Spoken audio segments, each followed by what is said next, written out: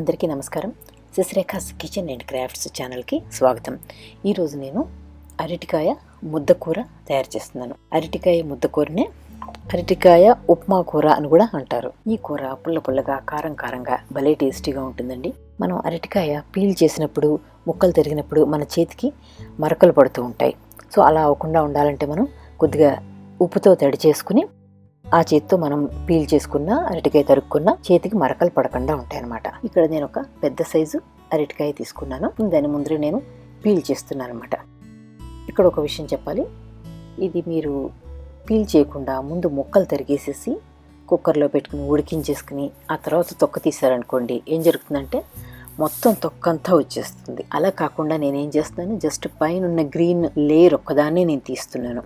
అదొక్కటే నేను పీల్ చేసి తీసేసి లోపల ఉండే తిక్కు పొర ఉంటుంది కదా, ఇంకా అదంతా ఉంచుతున్నాను. ఎందుకంటే దాంట్లో న్యూట్రియంట్స్ ఉంటాయి, మొత్తం అంతా తీసి పడేయకూడదు మనం. కాబట్టి నేను పైన ఉన్న గ్రీన్ లేయర్ని మాత్రం పీల్ చేసి తీసేసి మిగతా అదంతా పట్టి పెడుతున్నాను. సో ఇలా చేసేసి ఇప్పుడు ముక్కలు తరిగి మనం ఉడకపెట్టుకున్నప్పుడు దీంట్లో మనకి వేస్టేజ్ ఉండదు, ముఖ్యంగా న్యూట్రియంట్స్ ఏమి పోకుండా ఉంటాయి అన్నమాట. ఇప్పుడు ఈ పీల్ చేసిన అరటికాయని పెద్ద పెద్ద ముక్కలుగా తరిగి ఉప్పు వేసిన నీళ్ళలో వేస్తున్నాను.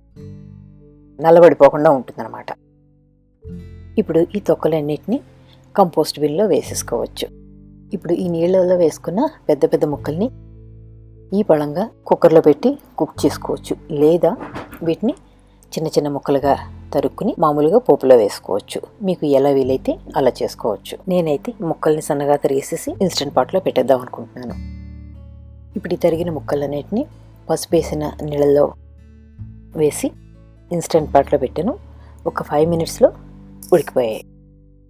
ఇప్పుడు ఒక మూకుడులోకి 2 టేబుల్ స్పూన్లు నూనె తీసుకుని మీడియం ఫ్లేమ్లో వేడి చేస్తున్నాను. ఇదిగో అరటికాయ ముక్కలు కూడా ఉడికిపోయాయి. చూసారా, మనం మొత్తం పైన ఉన్న లేయర్ అంతా తీసేయలేదు కాబట్టి న్యూట్రియంట్స్ ఏవి దీంట్లో వేస్ట్ అవ్వకుండా ఉంటాయన్నమాట. ఇప్పుడు ఈ ముక్కలోంచి వాటర్ అంతా డ్రైన్ చేసేసి పక్కన పెడుతున్నాను. నూనె వేడెక్కాక ఇప్పుడు ఈ నూనెలో 1 టేబుల్ స్పూన్ శనగపప్పు, 1 టేబుల్ స్పూన్ మినపప్పు, 1 టీ స్పూన్ ఆవాలు, కొద్దిగా మెంతులు వేస్తున్నాను. ఒక 1/2 టీ స్పూన్లో కొంచెం తక్కువగాను, మీకు నచ్చకపోతే మెంతులు వదిలేయచ్చు. తర్వాత 1 టీ స్పూను జీలకర్ర, 2-3 సన్నగా తరిగిన చక్కెరలా తరిగిన పచ్చిమిరపకాయ ముక్కలు వేసి ఒకసారి కలపండి. ఉప్మాకు కూడా మనం ఇలాగే తరుగుతాం, పచ్చిమిరపకాయలు చక్కెరలా తరుగుతాం, అందుకేనేమో దీన్ని ఉప్మా కూర అంటారు. 2 ఎండుమిరపకాయలు కూడా ముక్కలుగా తుంచి వేసుకోండి. మీకు ఇంకా కారం కావాలనుకుంటే పచ్చిమిరపకాయలు కానీ ఎండుమిరపకాయలు కానీ ఇంకా ఎక్కువ వేసుకోవచ్చు.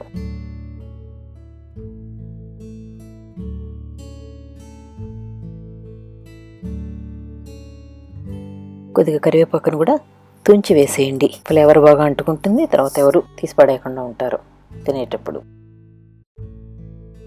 కొద్దిగా ఇంగువ కూడా వేసి ఒకసారి బాగా కలిపేసి మనం తరిగి పెట్టి ఉంచుకున్న ఉల్లిపాయ ముక్కల్ని వేసేసి బాగా కలిపేయండి. దీనిపైన కొద్దిగా పసుపు, కొద్దిగా ఉప్పు కూడా వేసి ఒకసారి బాగా కలిపేయండి. ఇప్పుడు దీని మీద మూత పెట్టి ఉల్లిపాయలు కొద్దిగా మగ్గే వరకు ఉడికించాలి. ఇక్కడ చూడండి, ఉల్లిపాయ ముక్కలు కొద్దిగా మగ్గాయి కదా. ఇప్పుడు మనం ఉడకపెట్టి వార్చి ఉంచుకున్న అరటికాయ ముక్కల్ని దీంట్లో వేసేసి ఒకసారి బాగా కలిపేయండి.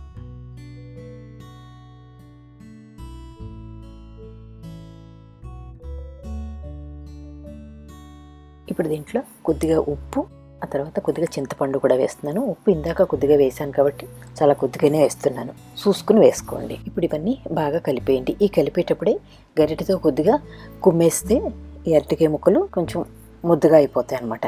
అలా మరీ ముద్దగా అయిపోక్కర్లేదు, జస్ట్ కొంచెం ప్రతి ముక్క అలా నలిగిపోతే సరిపోతుంది అనమాట. అందుకే దీన్ని ముద్దకూర అంటాం, కొంచెం ముద్దగా ఉంటుంది అనమాట. చింతపండు బదులు మీరు నిమ్మకాయ రసం కూడా వేసుకోవచ్చు. ఒకవేళ నిమ్మకాయ రసం వేసుకుందాం అనుకుంటే ఈ కూర అంతా పూర్తయ్యాక స్టవ్ ఆఫ్ చేసేసిన తర్వాత నిమ్మకాయ రసం వేసుకుని ఒకసారి కలిపేసుకుంటే సరిపోతుంది.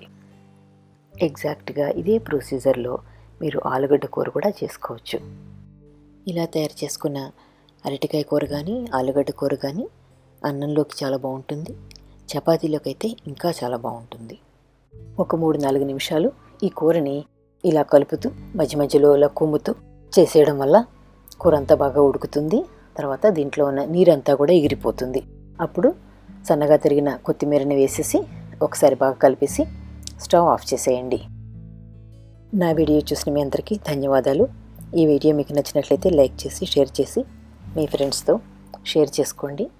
నా ఫేస్బుక్ లైక్ చేయడం మర్చిపోకండి. అలాగే నా ఇంగ్లీష్ ఛానల్ కూడా చూసి ఆ రెసిపీని కూడా తప్పకుండా ట్రై చేయండి. మళ్ళీ కలుద్దాం మరొక మంచి వీడియోతో.